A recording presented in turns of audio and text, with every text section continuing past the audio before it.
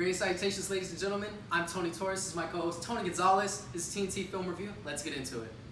On this episode of TNT Film Review, we're going to be going over the much-anticipated sequel, Deadpool 2, starring the dashing Ryan Reynolds. That gorgeous man. Alongside the repetitive Josh Brolin. Yeah, Josh Brolin, guys, if you don't know, plays Thanos in Infinity War, who is the villain, plays yet another antagonist in Deadpool 2, and kind of makes you wonder, like, we're getting a lot of twofers, here this summer. Pump the hate brakes, Thanos. With Brolin.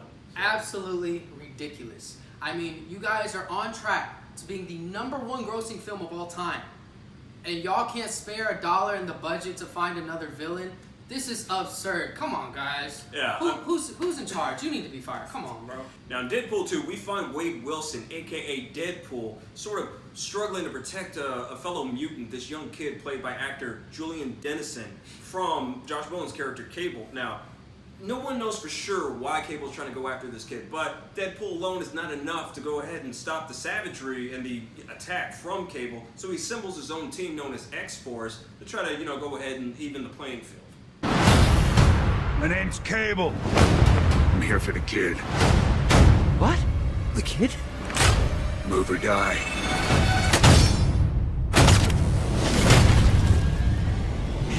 Now, in a big budget film like this, you always get a standout actor or an actress. In this one, Zazie Beetz playing Domino really did it for me. I mean, she was very, contributed to the film very well, and she's not bad to look at either. I mean, with a name like Zazie Beetz, like, what an interesting name. She just sounds musically talented just by the name. She's gorgeous, and I thought she stole the show for someone who I personally have never heard of. Yeah, I've never seen or heard of her in anything, but yeah, her character is very likable, and she's her ability is luck. She's just lucky, and even though there's a hilarious rant, even in the trailers, we're not giving anything away, that that's her mutant ability is having luck. Yeah, exactly. But and you see it transferring to the film, and it's actually kind of cool. So I actually liked it. I did as well. Yeah, Josh Brolin playing Cable, look, was not a bad performance, but I kind of felt for me that they spent almost a whole year trying to find an actor to play Cable. Now remember, Cable is like late 40s, mid 50s, okay? He's gritty, he's nasty, he's got white hair.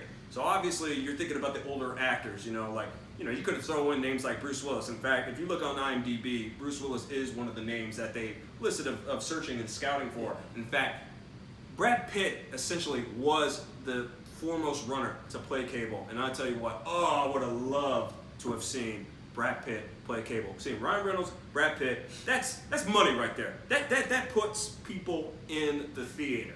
But like I said, Brolin didn't do a bad job, but I just felt like he underperformed. And it's not his fault though. That's not his fault. I mean, my co-host here has an issue with it. Personally, I kid about them being greedy with the money and just not finding another actor. I thought he did a fine job as Cable. I personally liked it. I, as always, love Ryan Reynolds. I'm a stan. I'm gonna enjoy anything he does. I loved him in Blade Trinity. And that's a performance a lot of people don't like by him, and I personally do. So I loved Ryan Reynolds in here. I love Josh Brolin, and like we said earlier, the wild card of the movie had to be Zazie Beetz. Yeah, Zazie Beetz. And it's kind of, I'm very, very, very thankful that she was, part of it, contributing the way that she did. But like I said, I mean, for me, a film like this, too many cheap laughs, I think. Too many cheap laughs, and it takes away from the essence of the movie. The first movie, which is why I loved it so much, why it was such a success, even with critics and fans alike, was the comedy, even though it was a bit adult, it was like the first time kind of seeing it really flowing correctly in a film like that, where either too much is going to be saturated, and then the film's just not going to have any kind of soul. This one, I felt like it lost its soul. It didn't have anything. DNR, do not resuscitate. I don't know. Too much laughing in the theater. Laughing time is over. Completely disagree. I thought it was incredibly funny. I thought that, they didn't give too much away in the preview, and that's a problem I see with a lot of films nowadays. I really enjoyed that. I enjoyed all the character development they had. There was some new laughs here and there. There were some references they did, some allusions to past, they poke fun at themselves. I really like when films and studios are able to do that, and that's what Deadpool does to perfection. Some gripes I got with it is that some of the CGI just seemed a little bit corny and a little overdone. I'm not going to mention what parts, but if you see it, go ahead and let us know what you felt about it. Yeah, just corny CGI, and some of them were cheap laughs, I will admit. Yeah, I mean, look, for me, the plot, I didn't think the plot had any real substance to it. I saw it coming a mile away, okay? So predictable. But if you are a comic book fan of the story of Cable, he forms X-Force, the guy's from the future, okay? I'm not giving anything away, okay? This is a spoiler-free review channel, all right? If you don't already know this, and if you couldn't piece that together from the trailer, I just don't know what to tell you. I mean, I'm sorry, I guess I'm the bad guy now, okay? But the story, and the child actor, Julian Dennison, who's basically, who Ryan Reynolds, Deadpool, is trying to save, I mean, I wasn't a fan of what I saw. It's not that I thought the kid was terrible. I just, for me, I don't know. Maybe I thought... I don't disagree with you. To me, it kind of felt like in Zoolander 2, that kid, did you ever see it? No. No? You didn't miss much. Okay. There was a kid on Thank there, God. And he was kind of a pest. I mean, I didn't feel like he contributed anything. And the same here. I didn't feel like Julian contributed much. No offense to you if you just somehow to watch this, but I didn't like the performance. I just felt like it was a little bit over the top, and it wasn't contributing to the plot or even humorous to me. And the other thing, we were talking about plot, I mean, there were just some certain scenes that was just like, okay, look, you're either going to be too funny or you're being too serious. And then even when they were being too serious, it was like, all right, dude, look, man, it's reminiscent of Kick-Ass Part 1, okay? All right, there's a scene with Nicolas Cage's character that, it turns real bad, and then they, this movie is supposed to have all these laughs and everything, and then they're trying to make it serious, and it's like, I don't buy it. I'm sorry. Like, it just didn't flow right, And I think the reason why is because Tim Miller, who was the original director of the very first movie, was not on the project. In fact, he and Ryan Reynolds had creative differences, and then he had to walk away from it. So essentially, it's always that thing where the person who makes the first movie and makes it so great, and they don't get to finish their work, like Zack Snyder with Justice League, did not get to finish it, and that's why Justice League was not received well by fans or critics, and wasn't a financial, success either. But to me, that's kind of what happened. But you know what? I guess a squeaky wheel gets the grease in this one. For me, I don't see how people enjoyed it, but they did. Oh, you are bugging. Like, guys, if you just want to see a movie that's gonna make you laugh, to me personally, funnier than the first Deadpool.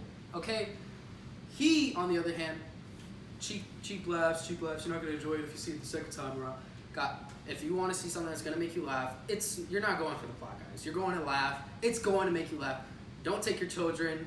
It's very inappropriate, but it's hilarious. Well, like I said, yes, okay. You want laughs. You want to see Ryan Reynolds. You want to see all the, big Hollywood movie stuff or whatever. But if you want it to have the kind of substance that the first one had, you will be disappointed. That's why I was disappointed. So for me, giving this a grade from everything that we've already discussed about, what we did like and then what we, essentially hated, I give the movie a 6.5. And the reason why I gave it a 0.5 is because the mid-credit scene, which I'm not going to give anything away, those were the best parts of the movie. I'm telling you, stay for the mid-credit scenes. There is no end-credit scene, by the way. So do not sit down, wait for all the credits to roll, because there isn't one, okay? Sorry to disappoint you, but just like the rest of us, we sat there for another 3-5 minutes just to see, the whole, all right, everybody, see you later. Oh, no end-credit scene, sorry. Yeah. Well, for myself, I really thought it was hilarious. I like that they poked fun at themselves, and you gotta grade it for what it is. I mean, I'm not gonna grade this comparing it to, a serious film or something like The Hangover. You just gotta grade it for what it is. I enjoyed the film. I wasn't left disappointed. For me, myself, it's a 7.5. I was going to give it an 8, but then I felt I was singing its praises way too much. I was gonna give it a 7, but then I said, hey, that's too low. But for us, 7.5, 6.5, so that is going to be a TNT film review rating of a 7.0. That's way too high. Well, that's going to be it for another episode of TNT Film Review. Please subscribe and like, and also leave comments, and also follow us on our Instagram page, TNT Film Review, as well as our own personal Instagram accounts at TheTonyRenee, Box.Tony. and also R.by.Frankie. And big shout out for allowing us to use his beautiful artwork to grace our videos, as well as recording inside his studio. Special shout out to my little brother, who is our executive cameraman and producer. Go ahead and let us know how we're doing. Leave us some feedback. Let us know. Did you see Deadpool 2? What are your thoughts? Did you like it? Did you hate it? Who do you agree with? Yeah, and also, guys, in your comments too, go ahead, feel free to flood. Give anything, movies you would like for us to do. Any ideas. Your feedback is very important to us as we move forward and make better videos for you guys.